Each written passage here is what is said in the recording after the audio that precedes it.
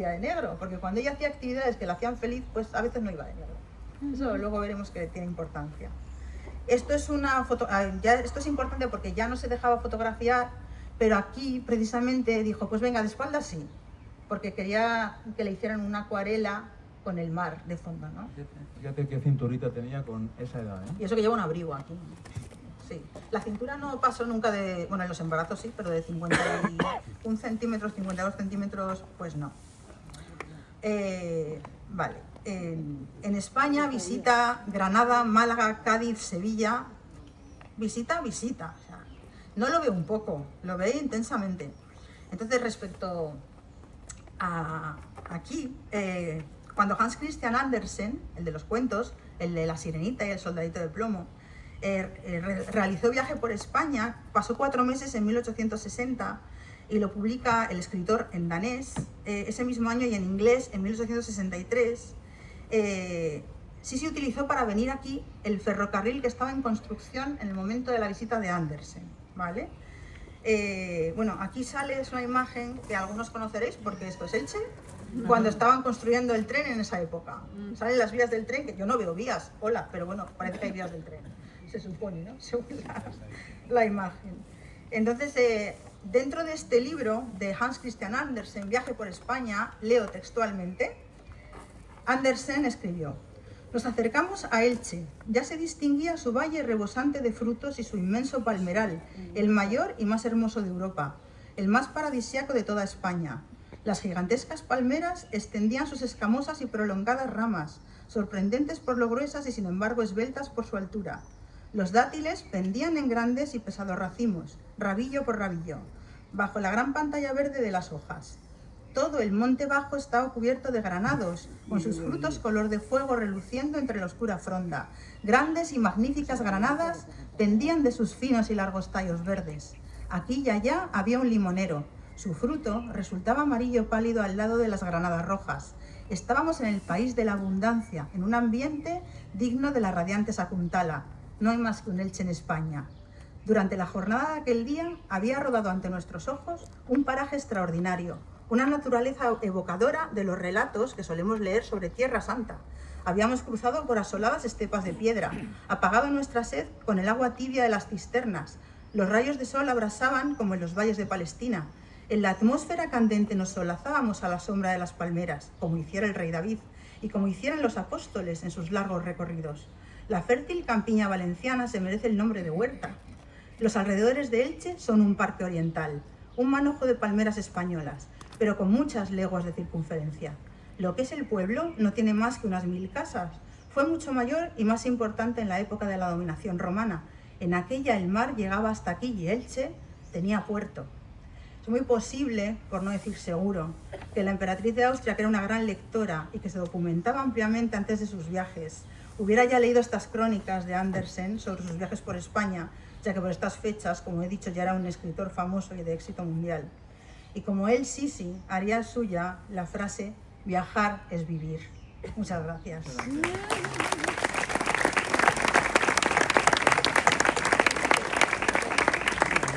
Y ahora vamos a seguir con la parte que nos interesa a todos. Por supuesto que hay muchos fans de Sisi aquí, pero también hay fans de Elche, porque estamos en el corazón de Elche. Y vamos a hablar de el viaje de 1894 de la emperatriz a Alicante y a Elche. ¿Por qué se produjo? ¿En qué circunstancias? Y si os parece lo voy a dividir en dos. La parte de Alicante y la parte de Elche. No por nada, sino porque hay bastante documentación de la parte de Alicante y por supuesto de Elche, que fue una escapada, hay muy poca. La emperatriz no tenía iPhone y no se sabía en dónde estaba. Entonces vamos a empezar con la parte de Alicante. Si quieres, Silvia, tú y yo hacemos una especie de debate o diálogo y vamos a proporcionar datos, unos que estaban allí y que nadie había visto hasta bueno, el porqué de mi contacto contigo fue que al investigar, al estar escribiendo el diario de María Valeria, al final del libro tenéis una cronología. Entonces, en esa cronología y durante todo el libro, Valeria en su diario, al tener esa madre, voy a ser sincera, culo inquieto, ella escribía todo el rato dónde estaban y en qué fecha estaban. Cuando su madre viajaba, anotaba cuándo su madre viajaba, cuándo su madre regresaba, cuándo salía y cuándo volvía, si no estaba con ella. Entonces, en febrero, que se supone que había estado aquí, estaba en Godoló, que era el palacio de Hungría, con lo cual no cuadraban las cosas, pero sí cuadraba pues la fecha que ya sabemos. Sí, se pensaba que vino en otoño de 1894, pero cruzando información, Febrero. el cross-reference de los ingleses, que al final cuadra todo, era febrero. Era febrero, entonces... ¿De dónde venía Silvia? Claro, ella precisamente venía de pasar unos días en Mallorca. De hecho, recorrió Ibiza y Menorca también. Y justo se despidió de su primo. Su primo tiró para Mallorca. Ella, después de visitar Menorca, ya en teoría, ya venía a Alicante. Sí, no sabemos por qué se desvió sí. Más al sur. Las mareas. Puede Puede ser. ser porque había tormentas. Sí, Vale. sí. Y bueno, empiezo con el día 15, jueves. Como veas, sí. El jueves 15, el Grave encalla enfrente de las costas de Roquetas, en Almería, a las 10 de la mañana. Y se pone en situación de emergencia. Entonces no hay forma, lanzan un SOS, pero no lo escucha nadie. Entonces, el Grave, que está aquí, Sí. que era un barcazo, Era de guerra realmente. encalla y el casco se estropea gravemente, de manera que no se sabe si por un error en las cartas de navegación que llevaba el Grave o por una equivocación, pero estuvieron 14 horas intentando mantenerse a flote, a punto de hundirse. Estoy hablando de peligro real de muerte. ¿Leemos las notas de prensa? Por ejemplo, vale. Bueno, Tenemos el de cuál. Vas a empezar por la Unión Mercantil de Málaga, ¿no? sí. Bueno, hay que contar un poquito, para ponernos en situación, que todo esto se sabe,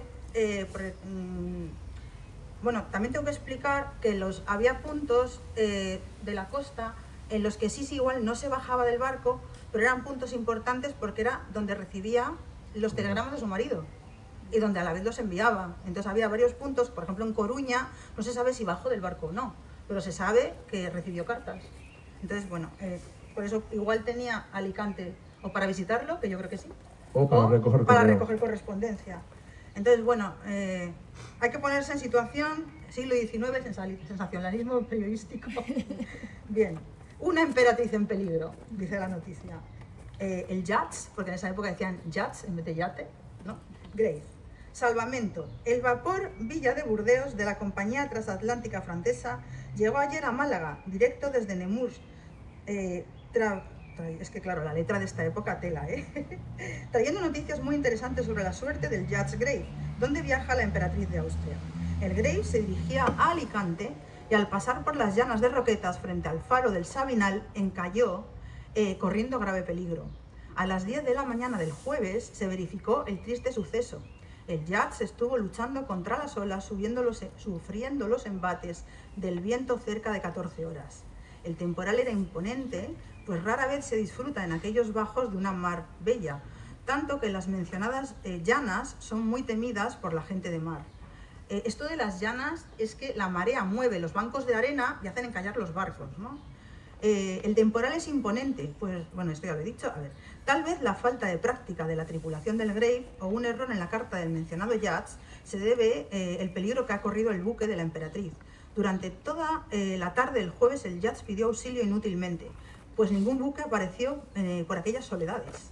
De pie sobre la cubierta del yacht, sufriendo el horrible balanceo del elegante y frágil barco, mansión de hadas, por el confort y elegancia que encierra, se destacaba la arrogante figura de la emperatriz, cuya marchita belleza conserva aún muchos rasgos de varonil energía.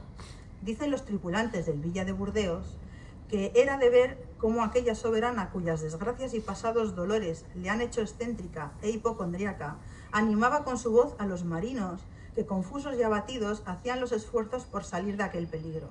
Hubo un instante en que pensóse seriamente en arrojar los botes salvavidas al mar para huir de las llamas. No sé por qué. Llanas, perdón. Es que la letra. Sí, es que no leí. Yo no sé cómo leía esta gente en el siglo XIX, de verdad, porque gafas como estas no tenían. Tenían anteojos más sencillos. Bien, a ver, íbamos por las llanas. Bueno, que pensaban ya tirar los botes ya porque se hundían. Confiar en la suerte de los náufragos a la aventura. A las 10 de la noche, el yacht fue divisado por el Villa de Burdeos, que venía con rumbo a Málaga. Su comandante, Mr. Cambernon, bravo marino, que ha hecho durante mucho tiempo la carrera en América, dio las órdenes para que su buque pusiera la proa hacia las llanas, con grave riesgo, pues la mar era muy gruesa y la luz del faro del Sabinal indicaba los peligros que allí se corren frecuentemente. La maniobra verificada por el transatlántico francés para poner a flote el yacht austriaco fue soberbia y dio tan magníficos resultados que a la 1 de la madrugada, hurra, de ambas tripulaciones, lograron el salvamento del barco náufrago. Se anunciaba el salvamento del Grey, que siguió rumbo a Alicante. Merece grandes elogios la pericia y el valor del capitán del Villa de Burdeos y de los oficiales de dicho transatlántico, por el servicio prestado a la Marina y a la familia real austriaca. Seguramente el gobierno austriaco concederá recompensa a estos bravos marinos franceses. La siguiente la lees tú. Porque madre mía. Aquí tenemos una chiquitita, que es la de las... Esta es muy completa también, ¿eh? Es que le he regalado una manzana envenenada porque la letra tela. ¿Cómo lo ves? Esto... ya. Claro, ese también es Es detallado. la época lunes 19 de febrero de 1894. El vapor Villa de Burdeos, llegado ayer al puerto de Málaga, trae a España noticias detalladas del accidente ocurrido al yacht Grey y de la emperatriz de Austria. El Grey dirigíase a Alicante cuando varó en las rocas frente al Sabinal. La tripulación del barco imperial tuvo que luchar horriblemente contra el temporal, tremendo, y pidió inútilmente auxilio sin que pasara por allí buque alguno que pudiera prestárselo. A medianoche, por fin, y tras largas horas de angustia, divisaron los casi náufragos al Villa de Burdeos, que bizarramente acercóse al yacht y logró, mediante una hábil maniobra, ponerlo a flota. Esto es del lunes 19 de febrero. Sí. Bueno, os leo otra que es bastante bonita y se lee mejor, menos mal. A ver, todo estaba en telegramas desde Málaga, ¿vale? Que se hacían eco en los diferentes medios de la época. La emperatriz de Austria sigue su crucero por las costas de España, ha estado en inminente peligro de perecer ahogada. El yacht imperial procedía de Almería con objeto de tocar sucesivamente Alicante y Málaga y navegaba cerca de la costa, tanto que frente al faro del Sabinal encalló junto a las llanas de Roqueta. Eran las 10 de la mañana cuando el buque quedó inmóvil y hasta la 1 de la madrugada de hoy no ha salido a flote, gracias a los auxilios del poderoso vapor Villa de Burdeos, que desde lejos oyó las señales de auxilio del yacht. El vapor Villa de Burdeos venía de Barcelona y se apresuró a dar remolque al buque encallado, poniéndolo a flote sin grandes dificultades. Estos dicen que sin grandes dificultades y los otros que en muchas horas. El yacht tiene averías en el casco, esto es importante, luego os contaré, y ha sido llevado a Alicante para su reparación, claro. La emperatriz acreditó la fama de mujer valiente y serena que tiene acreditada. Estos hacían aliteraciones, que luego a los escritores nos regañan. Prensa del siglo XIX, aliteraciones. Ahí, sí. Que tiene acreditada en arriesgadas excursiones y cacerías de las que ha sido apasionada. Doña Isabel permaneció sobre cubierta aún en los momentos de mayor peligro, paseando con tranquilidad. En el momento llega el vapor Villa de Burdeos de la compañía transatlántica francesa, cuyo capitán, Mr. Covernon, ha manifestado que ayer encontró... Bueno, es que son telegramas que la prensa se hacía eco. Entonces parece que dice lo mismo porque se está ratificando de los siguientes telegramas que le van llevando, ¿no? Esto es el bien público. Tenemos que mencionar, bueno, sí, tengo que mencionar... tienes que mencionar el el archivo al cual me han facilitado esto, que es el archivo del Museo Fundación Unicaja de Artes y Costumbres Populares de Málaga, que ha guardado este documento, ¿no? Que es un periódico de la época. Si lo encuentras en el desván de tu abuelo, no tienes que dar crédito a nadie, pero las cosas de los escritores son así. Entonces, bueno, vuelve a insistir en la serenidad demostrada por la emperatriz en el momento del peligro, y ya está. Nos queda otra, que es la de la recompensa. Sí. Bueno, la vanguardia falta también.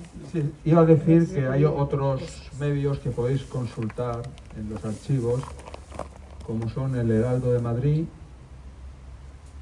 y la Vanguardia de Barcelona, ni más ni menos, que recogen estas noticias, ¿vale?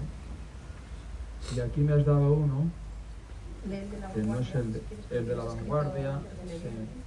Desde Málaga. En peligro de naufragio. Málaga, 16, 4 tarde.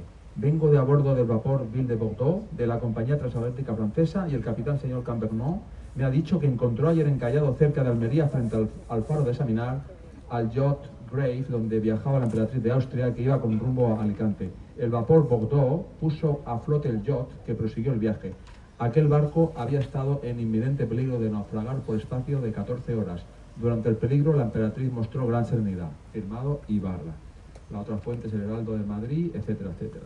Y aquí hay una que es la de la recompensa, ¿no? Sí.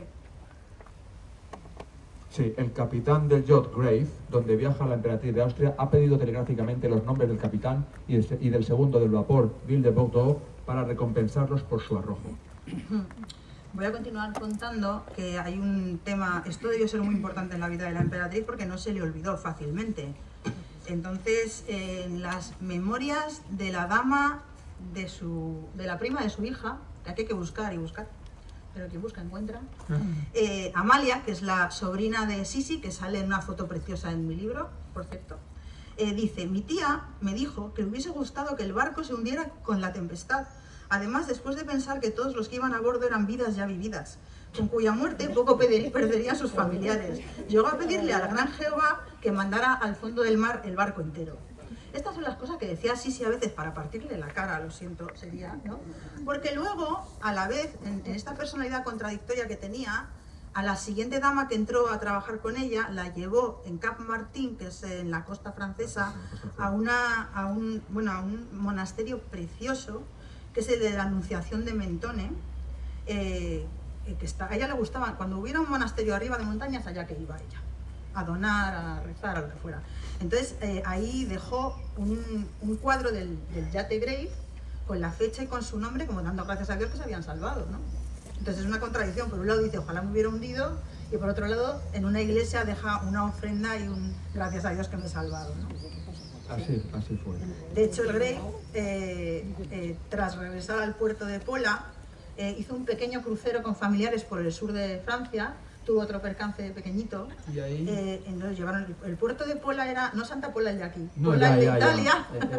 Pola el de Italia era un punto que se había salvado ahí, ya no, o sea, no era Italia, seguía siendo Imperio Austrohúngaro, y era como de reparación de barcos. Y ya dieron de baja el Grave. Dijeron, esto ya no tiene arreglo. Ya nada. Sí, después del percance en el Sabinal, ya el Grave petó. Vamos, que no, ya no hay tutía. Entonces, como habéis visto, hay profusas y evidencias y noticias sobre la parte de por qué acabó en Alicante, aunque también parece que había un plan de acabar allí para coger correspondencia.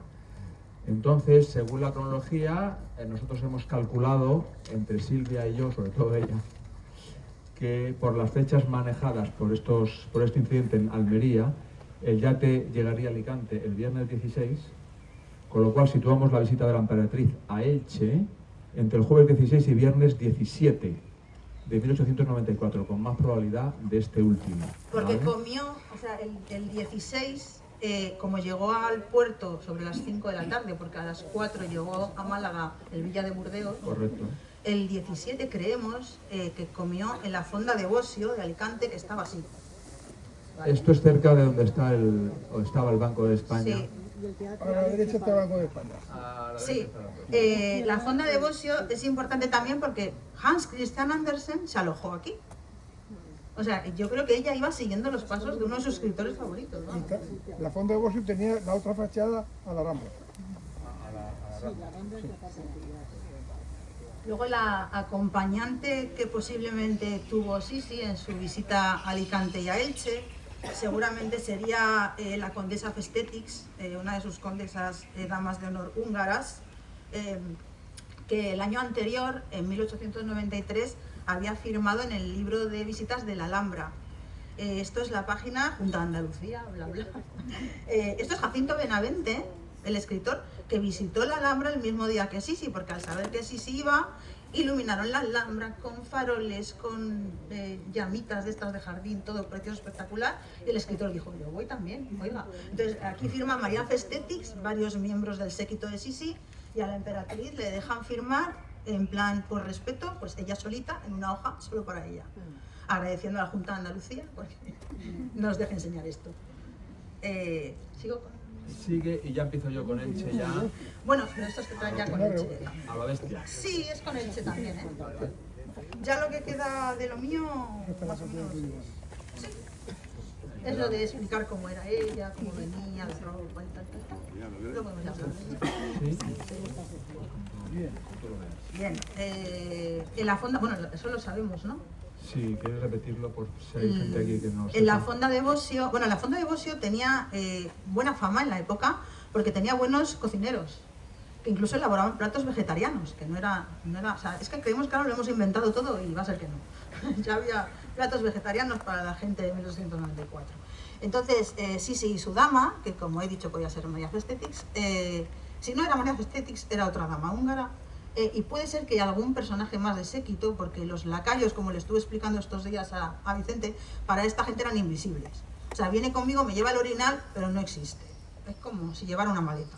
Bueno, entonces le dan de postre unas mangranas, unas granadas, que le gustan tanto que pide 3 cajas, ¿no? Que eso es lo que... Sí, es un encargo que hace al propietario de la fonda y que eventualmente le haría llegar a su destino final y ella le recompensaría por eso y le mandaría dinero.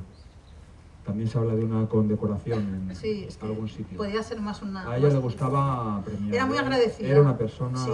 generosa. Entonces, a pesar de que ella decía eso de quiero hundirme con el barco, si tal, cuando se vestía de color después de la muerte de su hijo, era para celebrar. Este, por ejemplo, es un vestido que llevó en un cumpleaños del emperador. Es el estilo de ropa de la época, para que os hagáis una idea.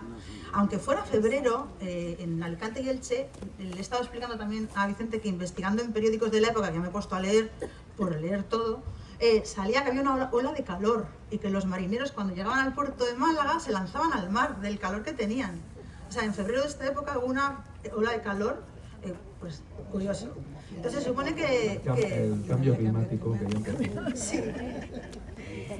La emperatriz en esta época, más o menos, el look que tenía, el aspecto físico, es una cosa así. El peinado había cambiado, lo llevaba encima de la cabeza. Al año siguiente se daría de baja su peluquera, por cierto, y ya cambiaría el peinado a uno menos elaborado. Más o menos la cara sería algo así.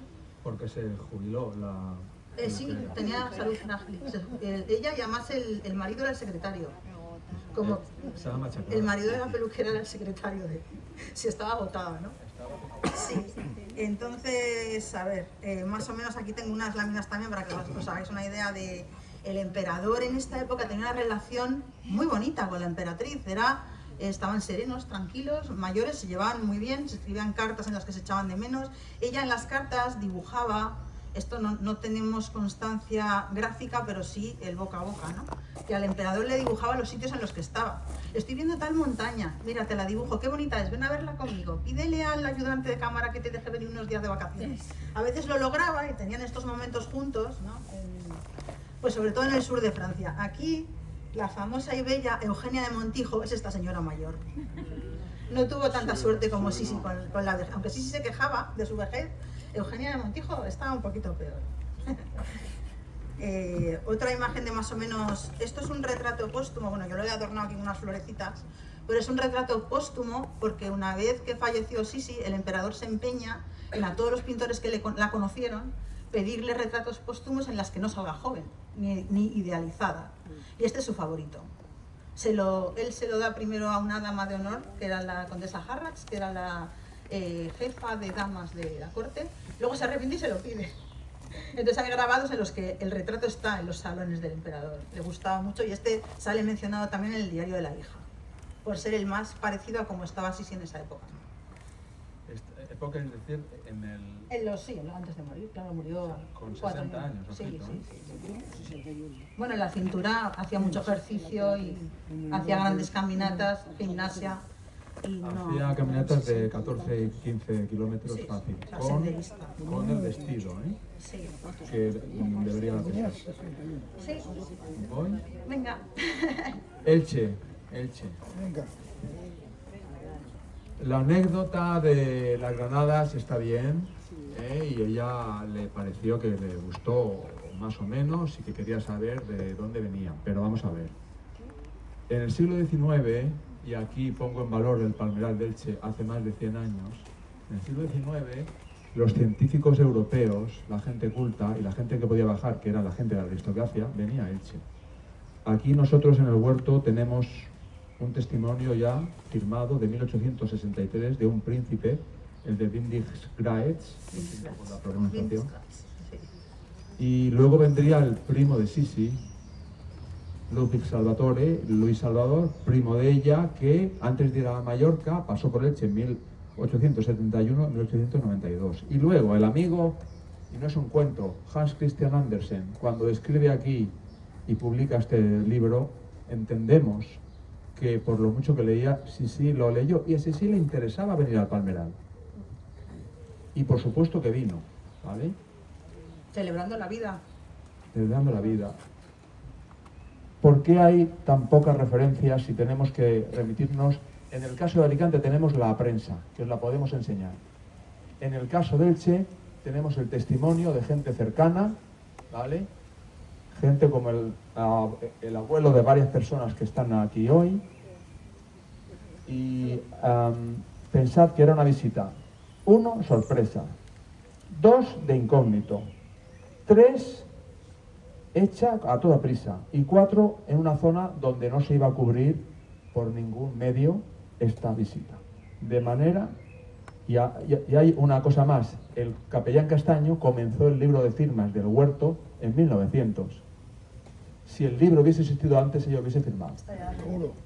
Por comentarios de mi tío Francisco, que está aquí en primera fila, sabemos que el cura, cuando ella le visitó aquí justo, estaba absorto. Era una persona humilde, era un capellán de pueblo, ¿vale? No sabía francés. Por las pistas que me ha dado Silvia, creo que alguien venía de traductor. Pero la emperatriz sí que barruntaba el castellano, porque había estado en España varias veces. Es decir, Puede ser. Eso es un misterio que no sé si lo vamos a resolver. No, pero la última noticia que tengo es que podía venir con traductor y con facilidad era eso más. Mi padre decía que vino con unos señores nobles de Alicante, que seguramente hablarían francés. Ya, Pero posible. bueno, eso Bueno, son fantasías. Pero se va completando en esta. se va Claro, lo completando. digo después, lo cuento yo. Exactamente. Entonces, me tengo que ir a los testimonios como el de mi tío aquí presente, que oyó a su padre y él al padre suyo, otro Juanos Román, escuchó a Juanos Fíjate, Miralles. yo creo que la relación Te pongo fue el micrófono. directamente de mi padre con el cura Castaño. Vale, Seguro. Sí. Porque mi abuelo esas inquietudes no las tenía mi padre. ya. Y ahora explicaremos por qué.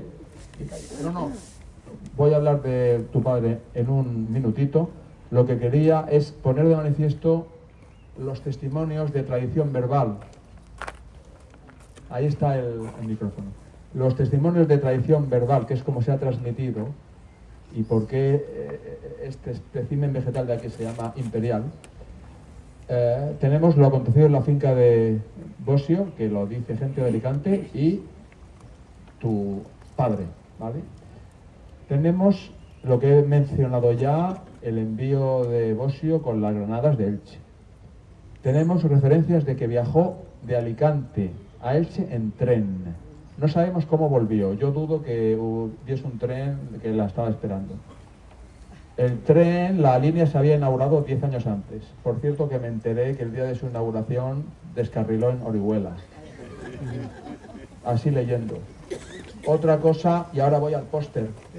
Se llamaban el tren chicharro.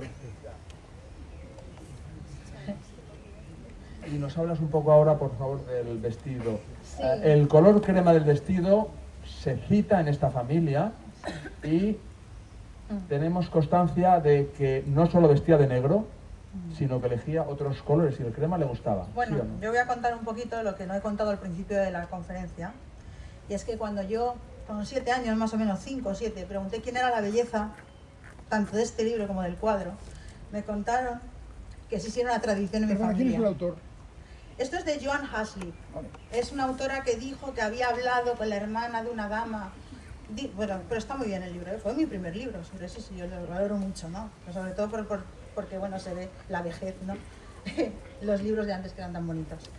Entonces a mí me dijeron, pues sí, que mi familia, por problemas pues, de salud, no sé, iban buscando el buen tiempo. Era un tiempo en el que hacía, todavía en Biarritz, que era lo más cerca al norte, porque éramos de Bilbao, hacía frío, entonces que se iban buscando el clima meridional, que conocían la fama del palmeral, estaban en Elche. Se contaba en mi familia que mi bisabuela, mis bisabuelos, habían visto a la emperatriz en este jardín. Toma. Sí, Esa es entonces yo dudaba de este testimonio, que os voy a contar un poquito cómo era, porque claro, mi abuelo había fallecido, mi madre no le interesaban mucho estas cosas y mi abuela, que era una persona mucho más sencilla y menos cultivada, te daba retazos aquí y allí, un día soltaba algo, otro día no, pero claro, como mi mente ya estaba enamorada de Sisi tan pronto, pues ya pillaba todo. Se supone que la ven aquí, también están visitando el Palmeral, precisamente porque esto ya era una cosa para visitar importante. Entonces, primero se piensa, les llama la atención porque ella era, vamos a decirlo, larga. O sea, no era una señora como en la época que muchas estaban entradas en carnes. O sea, era una señora larga, iba muy rígida, muy erguida, llevaba un vestido como de encaje crema o una sombrilla crema con sombrero, abanico, todo, en color crema. Supuestamente iba no solo acompañada de una dama, sino de cierto séquito en el que incluía 2 hombres. Que eso podía ser uno el traductor y otro el famoso lacayo del que hemos hablado antes, que posiblemente estaba también. Entonces eso es lo que se contaba, y que iba de amarillo pálido. La foto que os he enseñado al principio, mi abuela me dijo, esa se supone que se la dio el séquito. Bueno, no es. Yo empecé a desconfiar al leer y leer y leer y saber, no, es que la emperatriz luego siempre vistió de negro. Estos son fabulaciones de la familia, que como le gustaba mucho, pues fantasías, ¿no? Hasta que años después no solo salen unos famosos vestidos de Corfú, de cuando ella veraneaba en Corfú, que eran de colores, no eran negros, sino que sale el testimonio de la Fonda de Bosio, sale en medios de comunicación y en redes sociales de lo de que iba de amarillo, de crema. Entonces a mí se me pone el pelo de punta y digo, es que entonces mi abuelo no mentía, esto que me contaban en casa era así. Y mi padre tampoco. Claro, entonces cuando ya constatas todos los datos y luego la fecha, me ha hecho todavía emocionarme más, porque claro, lo que se decía en mi casa era que todavía hacía mucho frío para ir a Biarritz. Efectivamente, tú puedes estar aquí muy a gusto en febrero, en Biarritz no, te congelas, ¿no? Entonces pues ha sido muy emocionante para mí y todo Elche es el principio de mi historia con Sisi. Así es. Qué bonito.